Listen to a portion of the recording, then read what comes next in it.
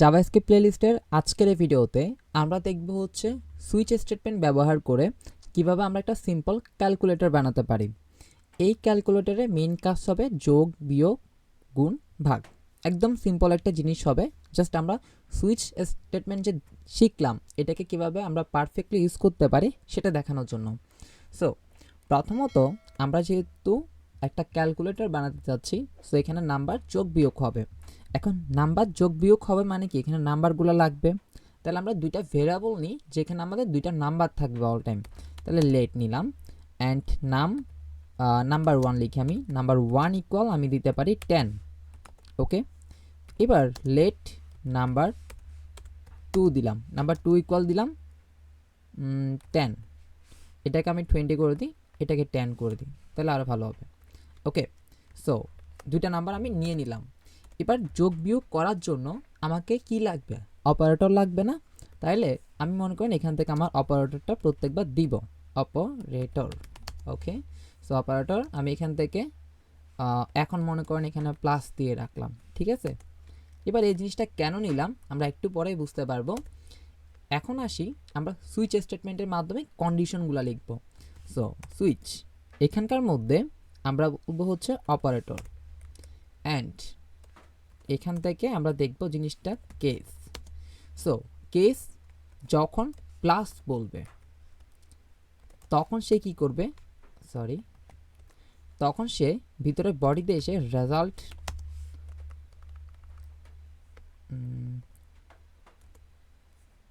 আমি একটা কাজ করি, এখান থেকে হচ্ছে রেজাল্ট ইকুয়াল অল টাইম 0 রাখি, অ্যান্ড এইখান থেকে আমি result equal number 1 plus number 2 করতে পারি। ঠিক আছে, আর সব কিছু শেষে ব্রেক করে দিব, শেষ, সেভ করি।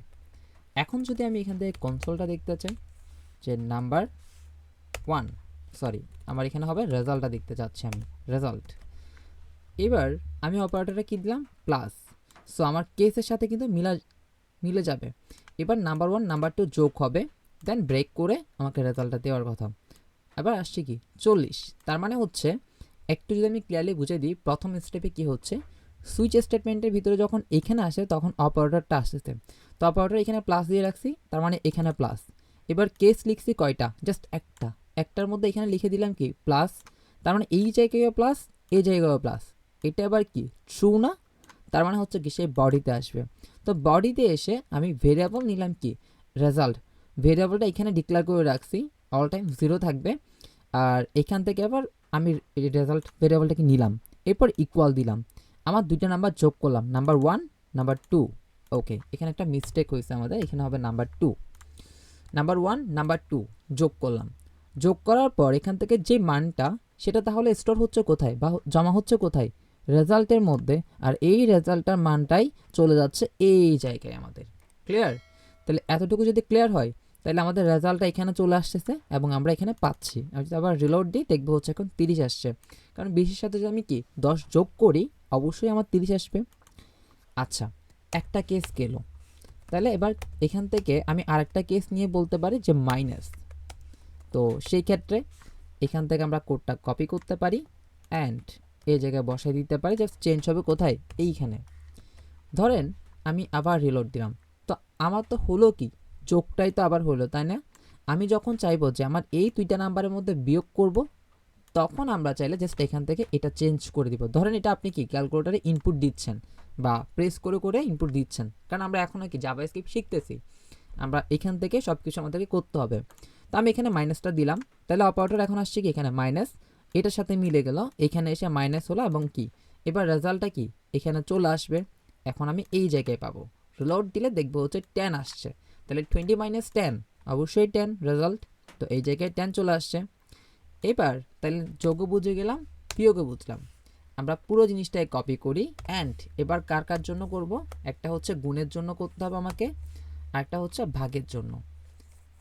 ঠিক আছে, আমি এখান থেকে জাস্ট অপারেটরগুলো চেঞ্জ করে দিই। এইটা হচ্ছে গুণের জন্য আর এইটা হচ্ছে আমার ভাগের কাজ করবে। অ্যান্ড এখান থেকে এটাকে চেঞ্জ করে দিতে পারি, এটাকে গুণ অ্যান্ড এটা ভাগ। তো সেভ। রিলোড দিলাম, এখন আসছে কি 10, কারণ আমি এখান থেকে পাচ্ছি কি মাইনাসের রেজাল্টটা।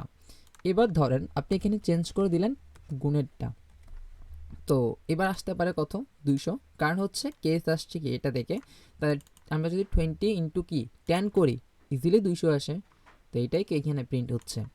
এরপর আমি যদি এটাকে ভাগ দিই, ধরেন এখান থেকে আমি দিলাম হচ্ছে ভাগ, সেভ করলাম, রিলোড দিই, 2 আসছে।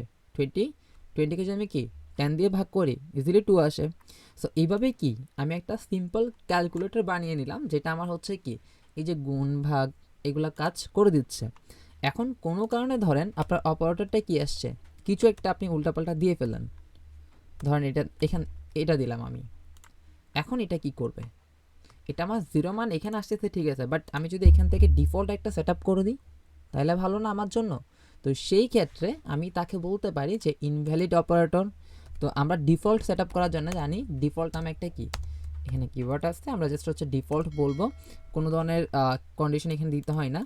এবার এখান থেকে জাস্ট বডিটা বলে দিব যে ও কি দেখাতে চাই, আমরা জাস্ট এখান থেকে কন্ট্রোল করে দিতে পারি, বলতে পারি হচ্ছে ইনভ্যালিড অপারেটর, কারণ এখানে ইনভ্যালিড তখনই আসবে যখন আমার অপারেটরের প্রবলেম থাকতে পারে।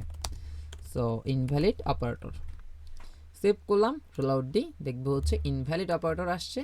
অ্যান্ড এখান থেকে আমাকে কি দেখাচ্ছে 0। আমি যেটা একটা কাজ করতে পারি এখানে, অবশ্যই এটা তাও একটা প্রবলেম ক্রিয়েট করবে, আনডিফাইন দেখাবে, সমস্যা নেই, আমরা এটাকে 0ই রেখে দিই। তো আমাদের যা যা প্রয়োজন ছিল মেইনলি আমরা সবই করছি। আশা করি এটার মাধ্যমে সুইচটা আপনাদের কাছে আরও ক্লিয়ার হয়ে গেল। তো এইভাবে চাইলে আপনারা বাসায় আরও প্র্যাকটিস করতে পারেন। যেমনটা হচ্ছে কি আমরা যখন ইফএস নিয়ে কাজ করতেছিলাম তখন আমরা গ্রেডিং সিস্টেমটা দেখিয়েছিলাম আপনাদেরকে। সো গ্রেডিং সিস্টেমটা আপনি চাইলে এখানে করতে পারেন সুইচের মাধ্যমে।